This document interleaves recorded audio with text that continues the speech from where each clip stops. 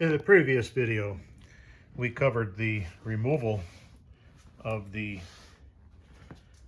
transmission or gearbox cover. Now we're actually going to get into the meat and potatoes of fixing all of this slop. This vehicle has approximately 82,000 miles. Not sure if this job has ever been done before or not, but it's really not a difficult job, as you'll see. The first step is going to involve removing the top cover here, which is secured by the 4 nuts over there.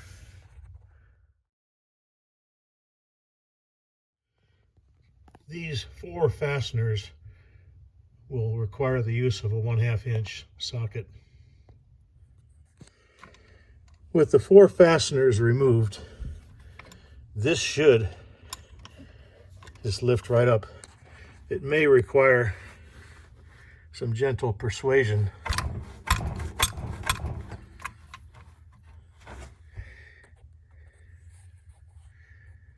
And perhaps some not so gentle persuasion.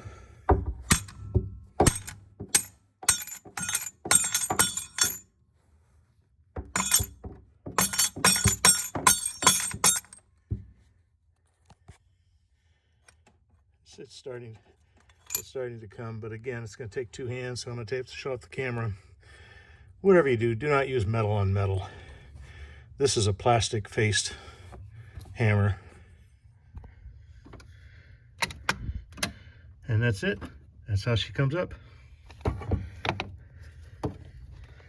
Now be mindful of the gasket that you have here. Looks like somebody used an adhesive on it last time, so I'm going to have to be careful and make sure that surface is cleaned properly. First step, now that you got a cleaned off workbench, start removing pieces and putting them in the order that they came off.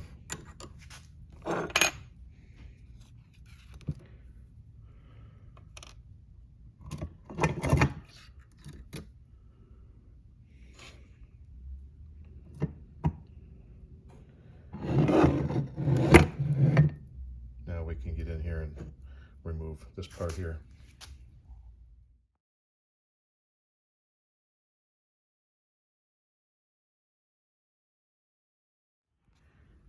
Remove this nut and bolt, and note that it's a 7/16 on both sides.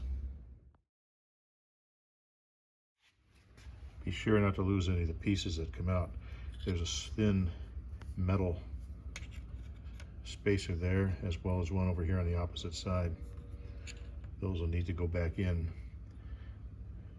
on the inside of this fork. This is typically what you receive in the rebuild kit, which costs about $25 or $30 US at this time. And we will not be using these at the moment, but instead we'll be using these 2 because they have a little cross section. It looks like a small top hat. So those will be used to replace these 2.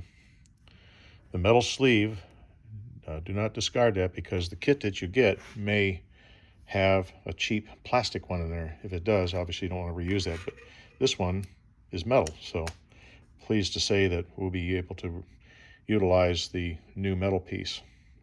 And then of course we'll reuse the 2 metal shims as well. The spring needs to be replaced with this spring here, and this piece has a little split in it. This could be a little tedious, just be careful not to cut yourself, but basically you'll take a screwdriver and perhaps pry it up, or if you have a special tool, which I'm going to see if I do, I can expand it out just a little bit, so then I can slide it and remove it. This is a bit of a bugger to get off, but basically what I had to do was take a screwdriver, blade type, put it here at the separation point, rotate it to where I could get this up onto the shoulder, and then I took a thin screwdriver and was able to place it on the inside here. And the idea is to kind of walk it around so that I can then slide that spring clip off. As you can see, I'm making some progress, but basically what you have to then do is take another skinny screwdriver on the bottom here and insert it and turn as you're applying downward force. I have the tape on here to hold the spring out of the way, but as you can see, we now have it off, so now it's just going to be a matter of sliding it off. So it did, and of course you can see it's no longer usable because it bent it out and it did not rebound. But we have a new replacement spring here, so we're good. I was a little bit concerned about the new versus the original spring, because when you look at it, the new spring sits up just a little bit taller. And I measured it with my caliper just very crudely, and this appears to be about 1 to 2/1000 of an inch thinner than this. However, when I used both hands to squeeze simultaneously on each one, then I switched springs and I squeezed again, they both seem to have the equal amount of spring tension. That's a crude way to do it without the proper equipment, but you make do with what you have. The final piece to be removed is this bolt and nut here, again using the 7/16 wrenches. As I have extracted this piece from here, note that this has a thin, smooth, is not shaped like a top hat like the one on the opposite side was, and it also has the larger bushing, which I believe this is probably the replacement one. But then we will utilize these pieces,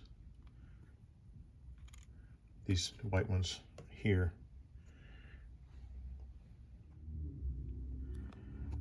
At this point, you make sure your assembly is put together. Basically, you have the nylon washer on the outside, the rubber bushing on the inside with the metal bushing inside the rubber bushing, and then on the opposite side, obviously, have the nylon bushing as well. And then now we just slide all of this into there, fix the retaining bolt and nut. Okay, so now the bushing will go on this manner all the way down,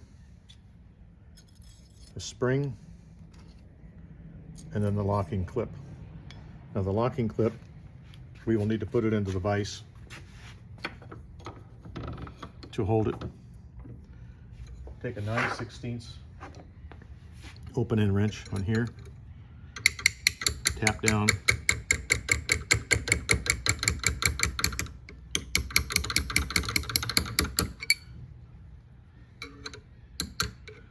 until it locks into position.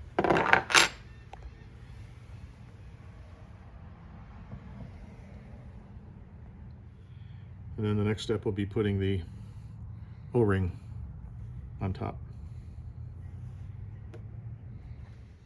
So now that you have this completed, this has to go in this orientation with the lever facing back, and then this will go in here like this.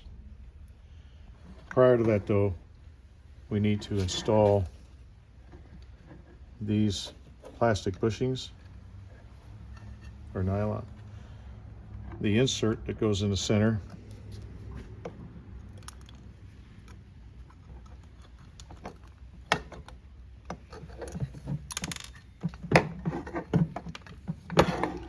start it over. The insert, metal insert that is, and then the metal shim on each side while getting it in position for here.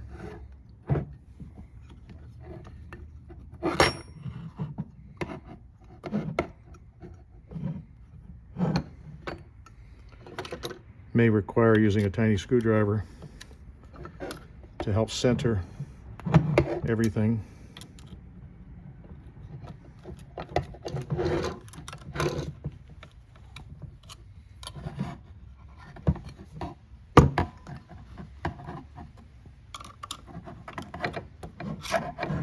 Okay, now that we got everything centered, you can put the bolt in.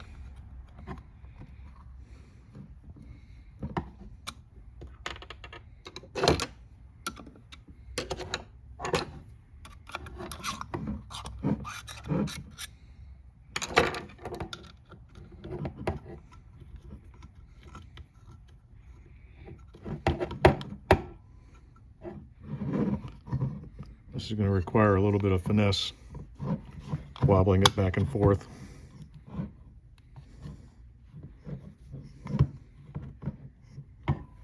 May require threading it in or a gentle tap. Yeah, it looks like we're reasonably centered.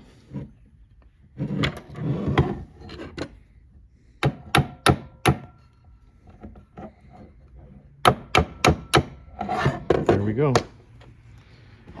And then the retaining nylock nut.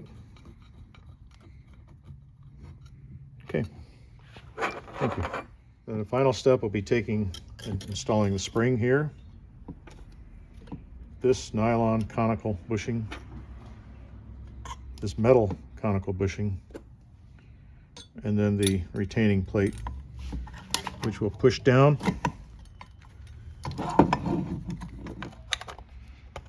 and rotate a few degrees until it locks into position on the ears on both sides. Boy, that is nice and infinitely better. Be sure to clean the mating gasket surfaces on the top piece as well as the transmission. This surface will have to be cleaned. I put a rag inside to prevent debris from falling into the transmission.